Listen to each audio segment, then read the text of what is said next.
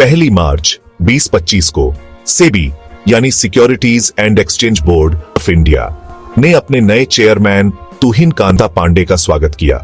एक अनुभवी नौकरशाह पांडे ने ऐसे समय पर कमान संभाली है जब भारतीय शेयर बाजार थोड़ा उथल पुथल का सामना कर रहा है। वह सेबी के 11वें चेयरमैन हैं जिन्होंने माधवीपुरी बुच की जगह ली है। उनकी नियुक्ति एक महत्वपूर्ण मोड़ पर हुई है क्योंकि बाजार विदेशी संस्थागत निवेशकों में गिरावट और अस्थिर वैश्विक आर्थिक माहौल से जूझ रहा है। पांडे की नियुक्ति ने वित्तीय दुनिया में काफी रुचि पैदा की है। कई लोग यह देखने के लिए उत्सुक हैं कि उनका नेतृत्व नियामक परिदृश्य को कैसे आकार देगा और शेयर बाजार को कैसे प्रभावित करेगा। अपनी पिछली भूमिकाओं के दौरान जटिल वित्तीय मामलों को संभालने के उनके अनुभव ने सेबी का मार्गदर्शन करने वाले एक स्थिर हाथ के लिए उम्मीदें बढ़ा दी हैं। नए चेयरमैन के सामने एक ऐसा बाजार है जो स्थिरता और स्पष्ट दिशा चाहता है। उनके कार्यों और नीतियों पर घरेलू और विदेशी दोनों तरह के निवेशक बारीकी से नजर रखेंगे। भारतीय वित्तीय बाजार एक दौराहे पर है और पांडे का नेतृत्व इसे एक सुरक्षित और समृद्ध भविष्य की ओर ले जाने में महत्वपूर्ण भूमिका निभाएगा। भारत के बाजार नियामक के शीर्ष पर तुहिन कांता पांडे की यात्रा समर्पण और विविध अनुभव की कहानी है। ओडिशा में जन्मे पांडे ने पब्लिक सर्विस में अपना करियर 1987 में शुरू किया, जब वे पंजाब यूनिवर्सिटी से अर्थशास्त्र में मास्टर्स करने के बाद भारतीय प्रशासनिक सेवा यानी IAS में शामिल हुए।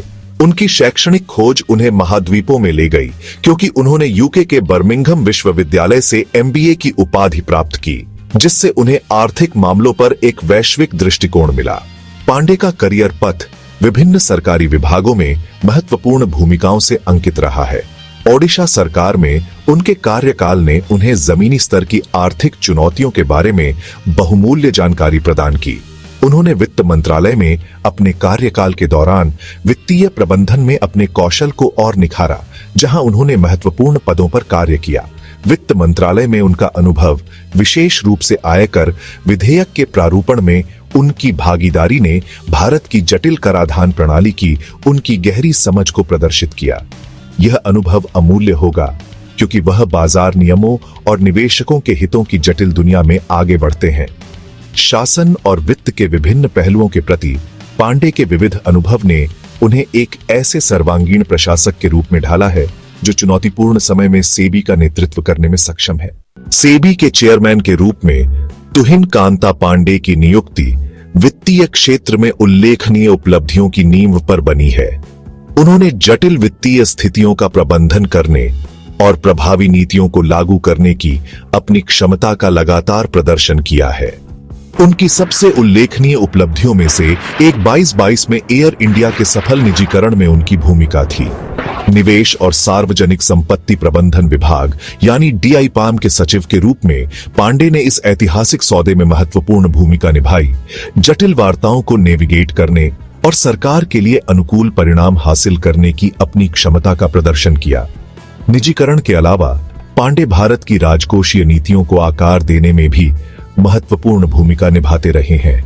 वित्त और राजस्व सचिव के रूप में उन्होंने 25 से 26 के केंद्रीय बजट को तैयार करने में महत्वपूर्ण भूमिका निभाई।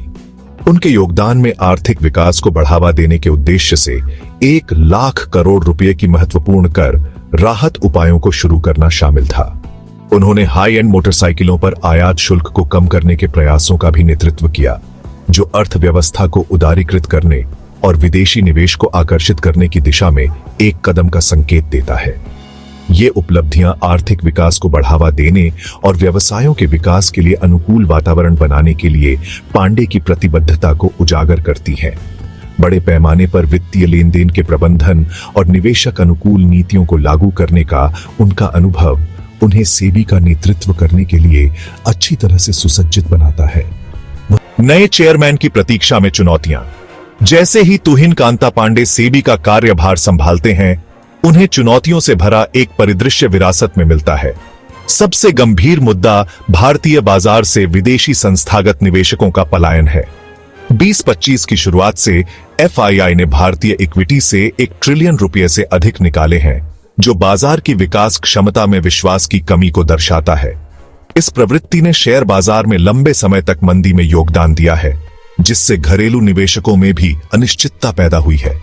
जटिलता को बढ़ाते हुए हालिया बाजार अस्थिरता के मद्देनजर निवेशकों के विश्वास को बहाल करने की आवश्यकता है। भू राजनीतिक तनाव के साथ वैश्विक आर्थिक मंदी ने निवेशकों को भारत जैसे उभरते बाजारों से सावधान कर दिया है। पांडे का तत्काल कार्य घरेलू और विदेशी दोनों निवेशकों को आश्वस्त करना है कि भारत एक आकर्षक और सुरक्षित निवेश गंतव्य बना हुआ है। इसके अलावा पांडे को भारतीय वित्तीय बाजार की जटिलताओं से निपटना होगा, जो विभिन्न जोखिम क्षमता वाले निवेशकों की एक विस्तृत श्रृंखला की विशेषता है। खुदरा निवेशकों, जिनके पास अक्सर वित्तीय साक्षरता की कमी होती है, की जरूरतों को उच्च रिटर्न चाहने वाले संस्थागत निवेशकों की मांगों के साथ संतुलित करना एक कठिन काम होगा। निवेशकों के हितों की रक्षा और बाजार के विकास को बढ़ावा देने के बीच संतुलन बनाने की उनकी क्षमता सेबी की सफलता के लिए महत्वपूर्ण होगी।